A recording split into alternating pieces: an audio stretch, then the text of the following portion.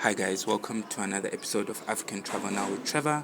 I am at the courtyard at Curiosity, the one at the back with the, what do you call it, the sign that doesn't look like a sign anymore. But we're not here about that today. I'm here with Kim. I'm just going to ask her to introduce herself and what she does. Hi, my name is Kimberly Mkushulwa, and I'm a program manager for a mentorship program for kids that live in Alex, which is one of our townships here in Johannesburg, South Africa. How has COVID-19 changed the way that you work?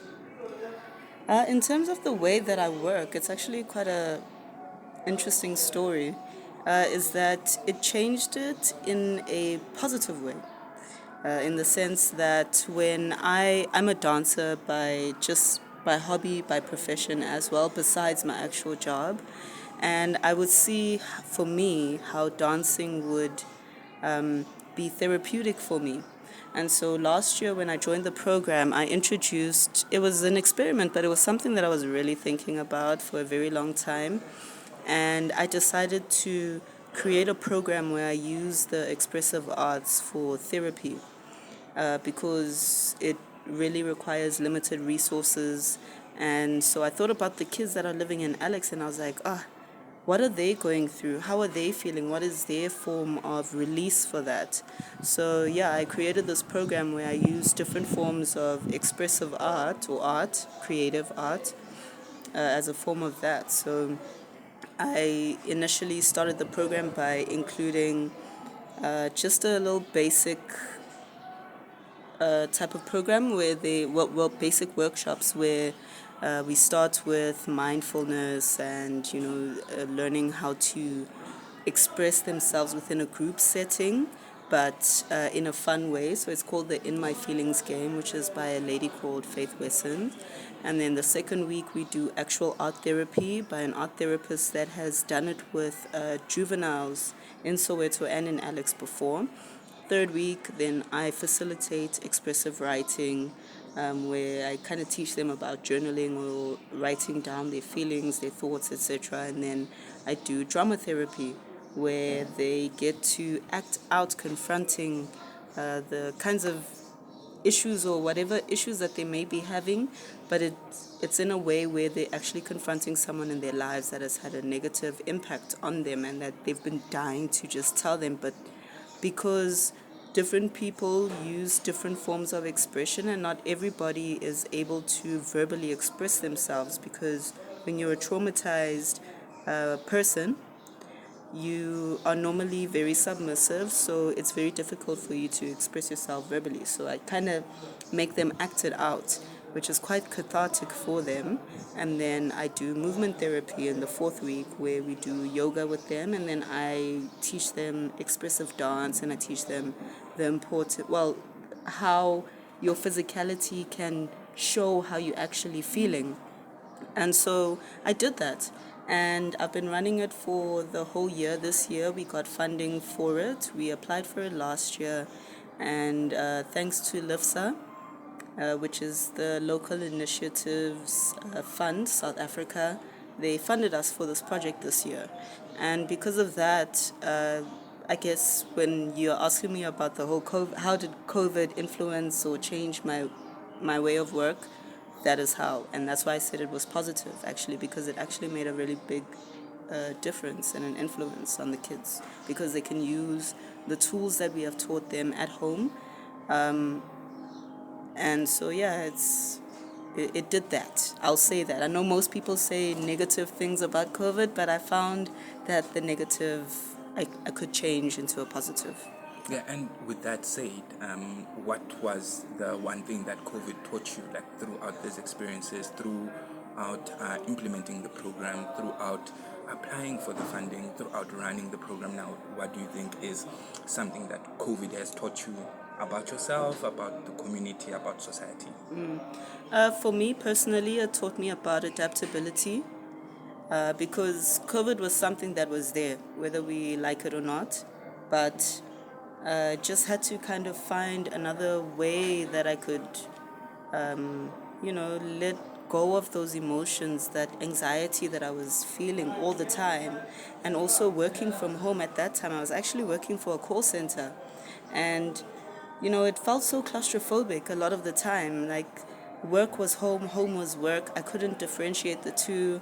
And then I even suffered from anxiety and depression because every day I was just, because I was in a call center and I was running sales, people were very vigilant when it came to their spending patterns. So the last thing you want to be spending a lot of money on are skincare products. And the skincare products are good. I will definitely tell you that. But it it was the least of their problems at that point. So that's what it taught me about me. And then about society, it taught me that, what I also thought about, because I would hear and read stories about, GBV increasing during that time. There was a lot of people, especially the kids that I do work with, they live in shacks with it's a one room shack or a one room or wherever they are, and they have 8 people in the same house. They've got siblings, they've got family, well, parents, and then they've got auntie or uncle or grandma or whoever the case may be. And because also they do live in a society where alcoholism is actually quite a big thing. So I was very concerned and worried that because the, say, fathers, for example, couldn't go to the shabin next door, when they get home, they would take that stress out on the mother and or the kids would see the stress being taken out on the parent, on the mother. And because of that, I felt like I think they don't even have they felt also claustrophobic, I'll say again, and also scared at the same time because they didn't know what was coming next at that point. People were getting retrenched as well. So, a lot of people were really walking on eggshells a lot and under a lot of pressure. So that's what I noticed about the society in general. Yeah. Yeah, and we working from curiosity. Why do you think someone should come and work here, or stay here? What is there something that you think stands out about the space?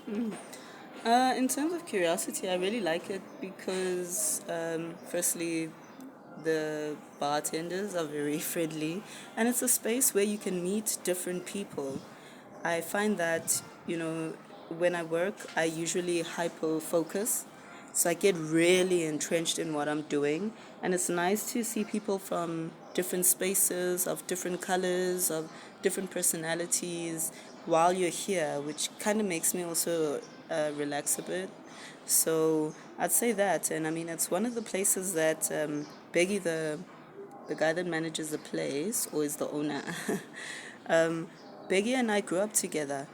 So I've known him since the early 2000s, and so I also try always support black local businesses, and because it is successful, and yeah, I just like the space. You can breathe. There are plants outside here where we are. I feel, most comfortable. I mean, I've even got my cat here. So, I also thought, let me take him out. Let us get some fresh air while I work. He can chill in his carrier. And I know that it'll be good. It'll be refreshing and relaxing. Yeah. Yeah, and my second of last question, I promise. For someone who's coming to Johannesburg for the first time, is there a safety tip that you can give them? One safety tip, just to be mindful of when they're in Johannesburg. One safety tip I will give them is that, yeah, I mean, crime is around everywhere, obviously.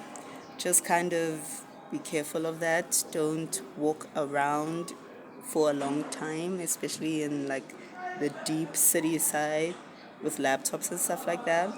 But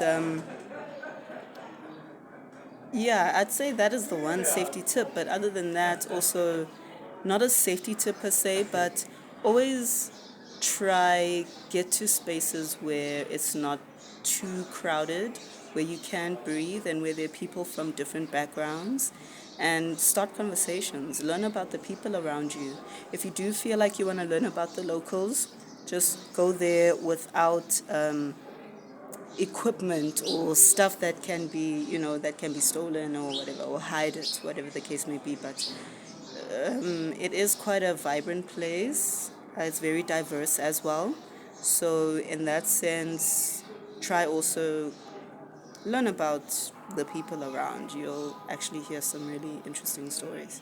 Yes, and last question for someone who is interested in working with you in dance or to collaborate with you on the youth project in Alex, how can they reach out? How can they get hold of you? Well, all they need to do is they can send me a WhatsApp, because we do usually work on WhatsApp because kids use WhatsApp. So that would be, my number would be 061 998 4939. And we also accept mentors from any industry because, the kids are interested in different things. And you don't necessarily have to be within in IT so that you can mentor someone in IT. You might find that one of the kids likes IT, but you get along as you are. My email address is also kkm for Mike, khush at gmail.com. You can drop me an email and just say, hey, look, I'm interested to mentor. What does it comprise of? Because another thing that we notice is that the professionals do get really busy. So we also with our program, we don't expect, or we put very little emphasis on it being a financial commitment. That's not what it is. You are just there to be a support. You're not there to be a parent. And so if there are any tools or resources that you feel like you require, you would just let us know. We've got a huge network of people that can provide those services. So yeah, it's basically that. And just kind of keeping in touch. If you find that you're mostly busy, then we do suggest that you have a a face-to-face meeting with your mentee at least once every 2 months or so, but within your capacity as well. We don't want to put any pressure on anybody to do anything that they cannot do. Yeah, I'd say that. Yeah, thank you so much, guys. That was another episode of African Travel Now with Trevor. Comment, like, subscribe, share, and sponsor this thing. And then, yeah, till the next one, if you're in Johannesburg, check out the youth program in Alex. Schedule a session, check out, get to know the kids, get to know the people, get to know the community. Yeah, and immerse yourself in Johannesburg. It's not as dangerous as everyone says it is, but shout out. Till the next episode, guys. Bye.